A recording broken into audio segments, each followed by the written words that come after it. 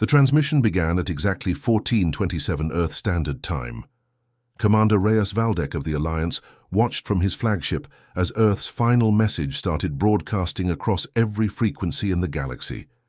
He expected surrender. He expected begging. What he got changed everything. "This is Director Marcus Steele speaking for the United Earth Coalition.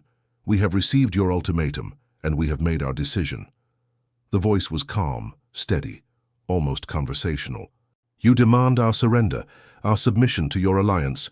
You threaten to destroy our world if we refuse. You believe you hold all the cards." Commander Valdek smiled. Finally, the humans were accepting reality. "But you have made one critical error in your calculations," Steele continued. "You assume we built our civilization to last forever. You assume we value our own survival above everything else. You assume wrong."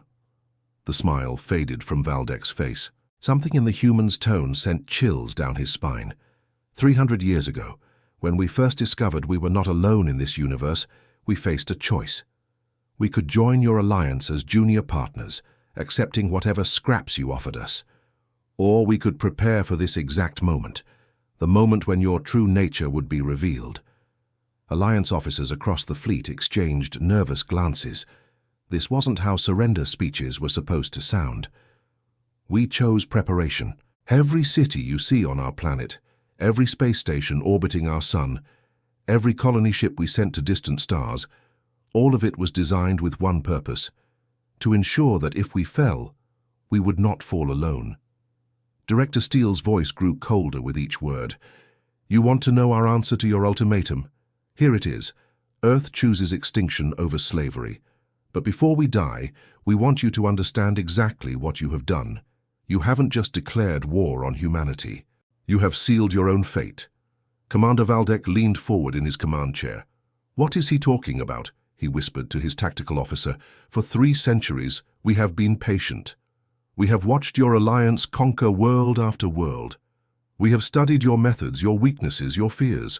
We have placed our people in positions throughout your empire, sleeper agents waiting for this day." The transmission continued, but now there was something else in Steele's voice. Not fear or desperation, but satisfaction. "You see, Commander Valdek, yes, we know your name. You made the mistake of believing your own propaganda. You told yourselves that humans were primitive, short-sighted, emotional. You forgot that emotions can be channeled into something far more dangerous than rage. They can be channeled into purpose." Every Alliance commander felt ice in their veins. How did the humans know their names? Right now, as you listen to this message, Phase 1 has already begun. Every major Alliance world is experiencing what you will call technical difficulties. Your defense grids are failing. Your communication networks are going dark. Your supply lines are being severed. Status reports began flooding into Alliance command centers across the galaxy. Critical systems failing on dozens of worlds. Infrastructure collapsing without explanation. Phase 2 begins in 37 minutes. Our sleeper agents will activate protocols we have spent generations perfecting. Your most secure facilities will become your tombs. Your most trusted allies will become your executioners.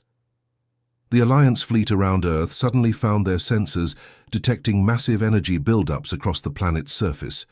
Not weapons pointed at them, but something far more terrifying. "But Phase 3 is our masterpiece," Steele continued, his voice now filled with cold pride.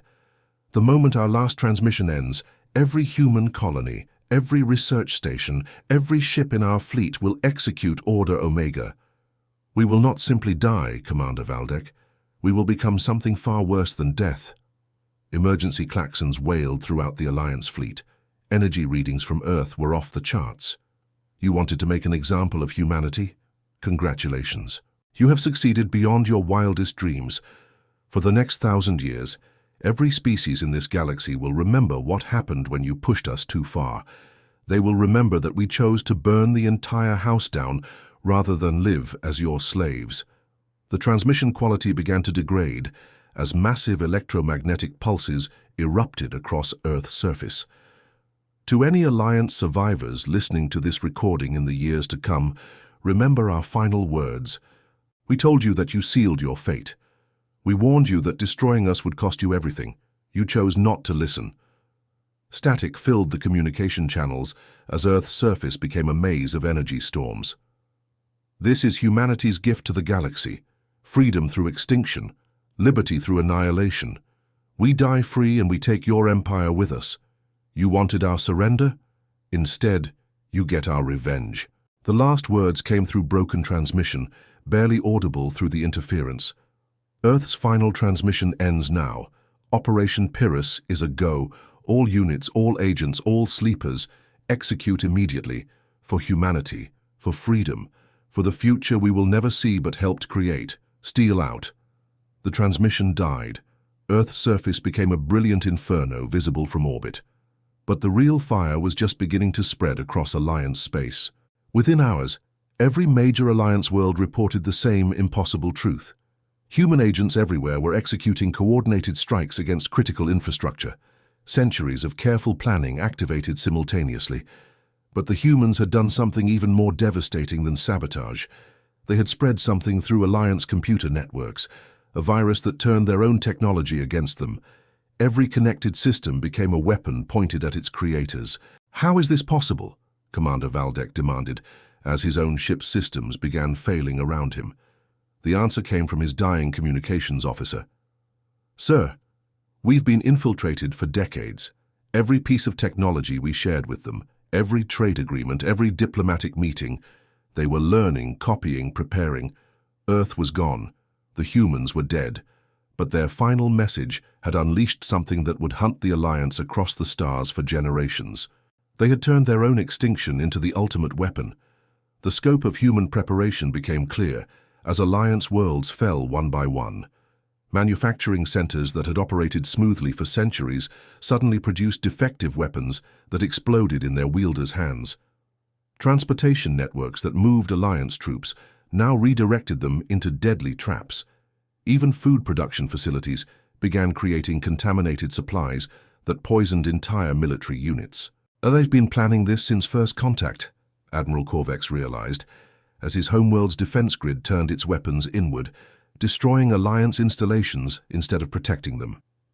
Every treaty we signed, every technology exchange, every diplomatic gesture, it was all preparation for this moment. The virus the humans had planted wasn't just destroying systems, it was learning, evolving, adapting to every countermeasure the Alliance tried. Each attempt to stop it only made it stronger, smarter, more deadly. But perhaps the most terrifying discovery was what Alliance investigators found in the wreckage of human colonies. Evidence that every human settlement had been designed as a massive weapons platform from the beginning. Schools, hospitals, residential areas, all contained hidden military technology activated by Earth's final signal. They built their entire civilization as a trap, reported Intelligence Chief Vorthan, his voice hollow with shock. Every human we ever met was a potential weapon. Every child was trained to be a sleeper agent. Every grandmother knew secrets that could destroy star systems. The human colonists hadn't just been civilians expanding into space. They had been advanced scouts, saboteurs, and deep-cover operatives spreading across Alliance territory for 3 centuries. Now, with Earth dead, they had all received the same final order: make the Alliance pay for humanity's extinction. What made this revelation even more chilling was the realization that humans had been completely honest about their intentions. They had warned the Alliance repeatedly that forcing them into a corner would have consequences. They had explicitly stated that they would rather die free than live as slaves. The Alliance had ignored these warnings, dismissing them as primitive emotional outbursts. Now they understood that humans didn't make empty threats. They made promises, and they kept them even beyond death.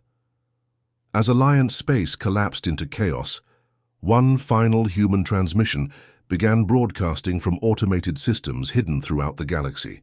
Not Steele's voice this time, but something even more terrifying: the voices of human children recorded decades earlier, singing a simple song that now carried a message of absolute doom. We are the children of Earth, and we remember everything.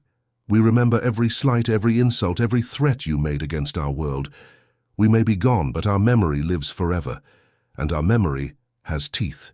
The song continued playing as Alliance worlds burned, a cheerful melody carrying the promise that humanity's revenge would continue long after the last human had died. It was a psychological weapon as devastating as any physical assault, designed to break the spirits of those who had broken humanity. The humans had been right about one thing. They did seal their fate that day. They sealed it in Alliance blood, scattered across 1,000 dying worlds. The galaxy would indeed remember what happened when you pushed humanity too far. They would remember that some species prefer to die free rather than live enslaved.